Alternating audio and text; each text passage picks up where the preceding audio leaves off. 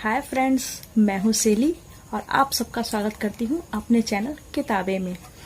दोस्तों, बचपन हम सबका सबसे प्यारा समय होता है। उम्र का सबसे पसंदीदा समय हम पूछे तो अधिकतर लोगों का जवाब होता है बचपन।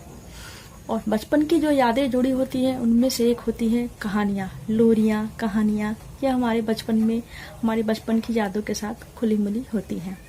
कहानियों की जब हम बात करते हैं तो सभी ने अपने जीवन में दादी, नानी या मम्मी से कहानी जरूर सुनी हुई होती है और इन कहानियों के साथ हमारा एक रागात्मक लगाव होता है। हमें बहुत पसंद होती हैं। बचपन में सुनी गई चटपटी, अनकही, अनगढ़-सी कहानियाँ बहुत पसंद आती हैं।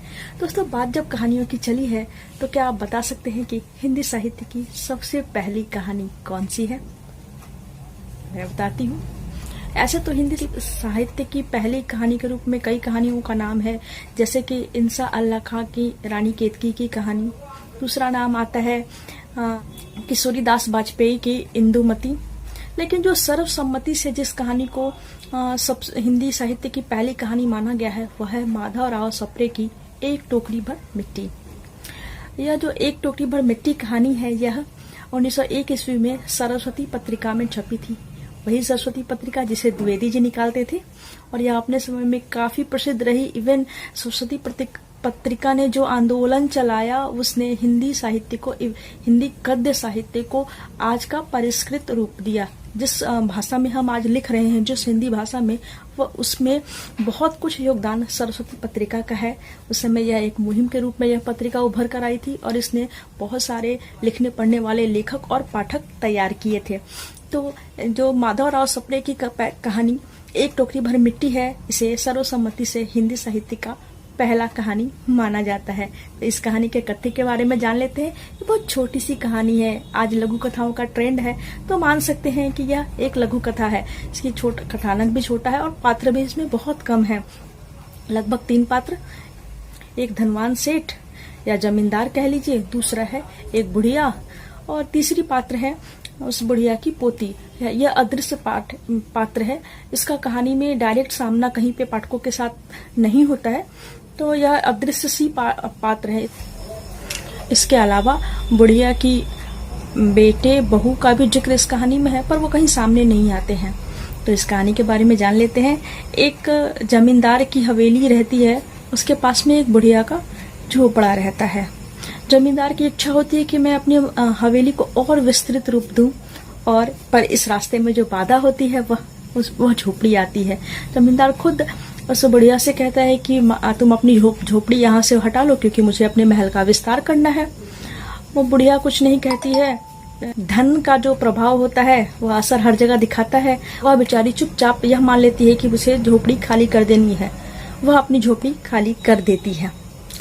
कुछ दिनों के बाद वापस उसी जगह पे आती है।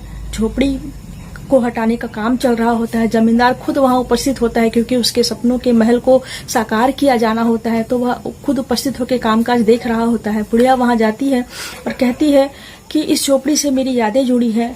मेरे बेटे बहू की इकलौती निशानी मेरी पोती को इस झोपड़ी से बहुत लगाव था। यहाँ से जाने के बाद उसने खाना पीना छोड़ दिया है, तो मैं चाहती हूँ कि इस झोपड़ी से एक टोकरी मिट्टी ले लूं ताकि इस मिट्टी की याद में वह खाना पीना खा ले, उसे अपनेपन का लगाव महसूस हो। जमींदार तैयार हो जाता है। बुढ़िया के अंदर जाके चूल्हे की मिट्टी एक टोकरी में भर लेती है और जमींदार से कहती है कि अगर आप बुरा ना माने तो मेरी सहायता करते हुए इस टोकरी को उठा के मेरे सिर पे रखने में मेरी मदद कर दे। जमींदार टोकरी उठाने की काफी कोशिश करता है, पर उसके लिए यह बहुत मुश्किल काम होता है क्योंकि वह आराम तलब का जीवन जीता है और मिट्टी या कुछ भी उठाने या मजदूरी वाला काम करने का उसको कोई एक्सपीरियंस नहीं होता है। बुढ़िया उससे कहती है, जब तुमसे एक टोकरी भर मिट्टी नहीं उठाया जा रहा है तो पूरी झोपड़ी में कितनी सारी मिट्टी है और इन सब का भार तुम कैसे उठाओगे? जमींदार उसकी भावना समझ जाता है और इस बात के पीछे के तथ्य को भी समझ जाता है। वह काफी शर्मिंदा होता है और बुढ़िया की झोपड़ी उसे वापस देता है। तो इस तरीके से आपने देखा कि यह एक मोटिवेशनल कहानी है, प्रेरणा देती है और अच्छाई की ओर प्रेरित करती है। यह कहानी शुरुआत इसकी एक बुरे स्वप्न के साथ होती है। जमींदार कहीं न कहीं एक बुढ़िया का जीवन छीन रहा होता है, उसका छोटा सा घर छीन रहा होता है, उसे बेघर कर रहा होता है। लेकिन कहानी के अंत तक आते आते एक सकारात्मक सुखद संदेश है कि वह जमींदार बुराई को छोड़ के उसके हृदय में थोड़ा सा दया आ जाता है और वह अपने सपनों को छोड़ के उस बुढ़िया के सपनों को, बुढ़िया के जीवन को बचाने में ज्यादा दिलचस्पी लेता है, उसके लिए वह तैयार हो जाता है। अगर हम लिखने पढ़ने के प्रेमी हैं तो हमारे लिए यह जानना सुखद है कि हिंदी साहित्य की पहली कहानी कौन सी है। तो इस चैनल को देखकर अब आपको भी पता चल गया होगा कि हमारी सबसे पहली कहानी कौन सी है। कैसी लगी कहानी मुझे कमेंट करके बताएं। दोस्तों वीडियो को लाइक करें, मेरे चैनल को सब्सक्राइब कर ले, बेल आइकन दबाएं ताकि आपको नोटिफिकेशंस मिलती रहें